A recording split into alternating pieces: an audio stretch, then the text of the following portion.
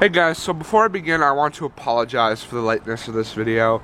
YouTube editor decided to stop working, and hey, I know you just set up a deadline, and I'm gonna piss off your fans, what little ones you have anyway, so yeah, screw you. So I just decided to stop working for a week, and I had school, which is a bitch. So I'm just gonna get through with this. So, I'm going to be reviewing the Star Wars book Aftermath, which takes place directly after the events of Return of the Jedi. The book follows a Y-Wing pilot who is going back to her home planet, which I cannot pronounce, so I'm not even going to try, and rescue her son, who has been living there for the past few years. The son has been working on his own, trying to live on his own, with a battle droid bodyguard named Mr. Bones, who has been a very interesting character. He has a description in the book, which has led to a lot of awesome fan art, which I'm probably showing right now if YouTube editor decides to work. So, this book is about them trying to reconnect, and he owes something to a Celestian gangster, which leads to all kinds of plot inconveniences. And over time, we meet a handful of characters. An Imperial loyalty officer whose name I cannot pronounce without butchering. Always Imperials always have to have weird names. Why is that? Is there just some planet where everyone has weird names in Star Wars? Tell me below in the comments. His name was Shinjir. I'm not going to try and pronounce it. So, a Zabak bounty hunter named Jess. At least I think it's Jess. So, and there's a lot of interesting side characters too to get into. But one image that stuck out in my mind is a Mon Calamarian bartender. I don't know why this random background character spoke out from the pages, but his name was Pak. At least I think you pronounce it. And he had a protocol droid's arm in place of the one he lost. Probably during the Clone Wars, I'm guessing, or just random things. I don't know. So, there's a lot of interesting. And there's a Twi'lek who is briefly introduced and then immediately killed off. So their mission is to escape the planet, and with the Imperial loyalty officer has an interesting backstory. He was on the Battle of Endor, and he's listed as a casualty, but he made it off. And now he's just a deserter. So there's that. So sorry if there's any background noise. I'm recording outside.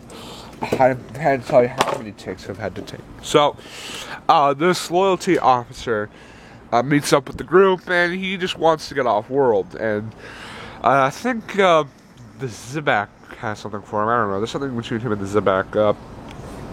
So they're all just. So they're all trying to get off this world, and the Imperial Grand Admiral Rey Salone just doesn't want anyone to get off world. She's trying really hard to keep the Empire she's fought for together. And it's a very interesting story, because they go through a lot. Terran briefly betrays the team, and Mr. Bones gets, spoilers, destroyed.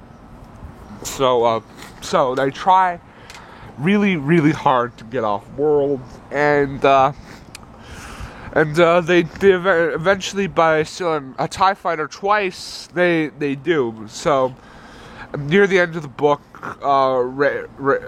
Nora takes control over a TIE fighter and aids out a bunch of rebel squadrons, or should I say the New Republic, since, the Emperor is dead. They've established a new Senate, and they're basically in charge now. So one of the things I like is that it didn't rely on over-reliance of original trilogy characters. So, one thing that I forgot to mention is that they're also there to rescue Wedge Antilles, which is a very important thing, because that's why they go there in the first place. But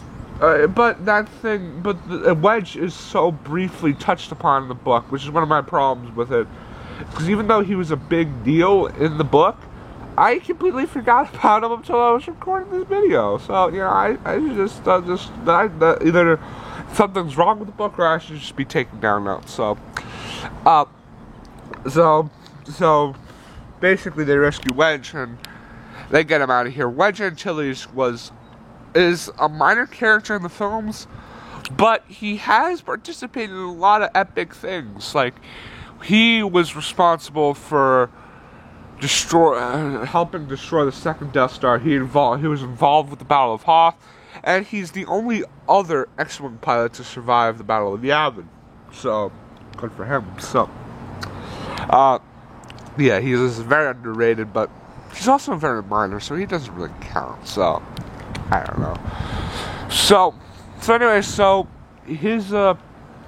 his character is very briefly touched upon, and what I like is that we get a lot of dealings with the New Republic. Not a lot of the characters from the actual movies appear. Han and Chewbacca appear, setting up the next novel, Life Debt. So that is something that really. So that's something that's really interesting. They set up the sequel. I don't know about Life Debt. I haven't read it, so I'll read it next. But if the price comes down anytime soon, so it's $30 at my local bookstore. So, what we learned a lot is that we learned a lot about the New Republic.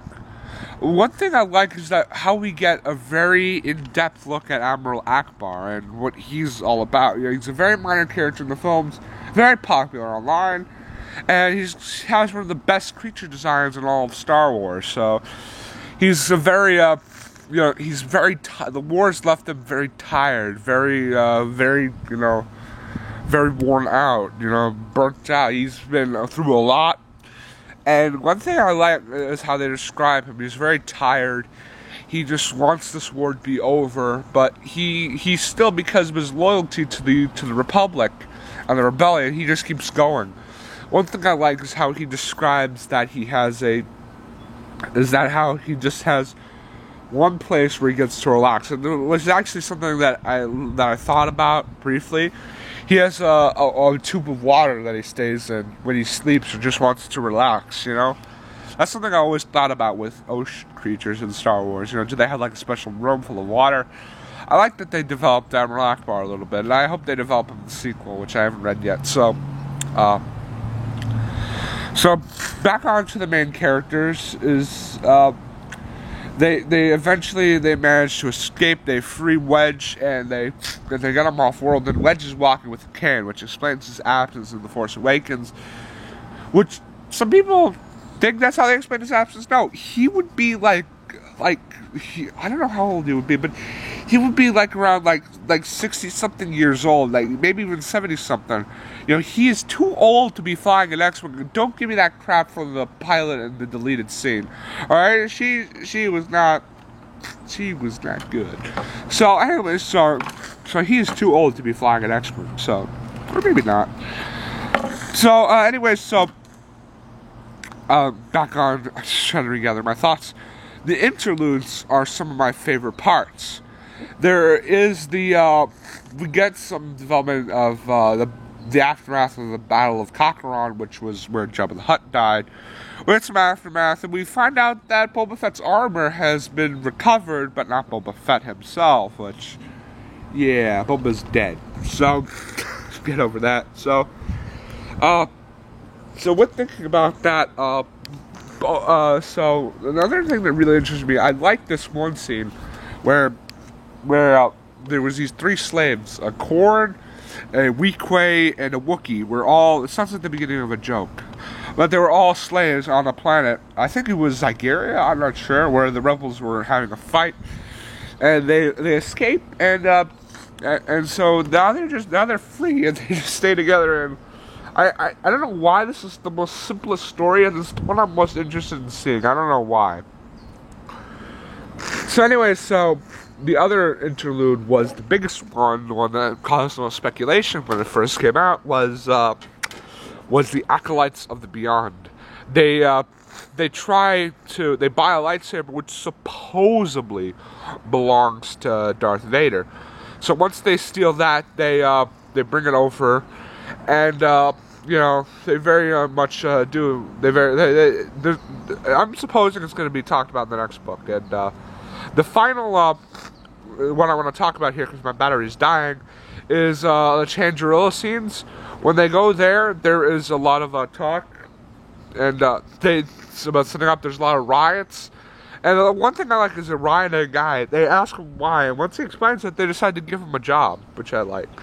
So, my battery's running out here, so I'm just going to give my final thoughts. Aftermath is a good book. It's long, but, it's a very entertaining read, and I recommend it for anyone who's trying to get into Star Wars books. Alex from Star Wars Minute recommends Lost Stars. I'm pretty sure that's a good start. I haven't read it yet, but I'll try to read more books. So, I hope you guys enjoyed this video. Like, share, and subscribe, and peace out.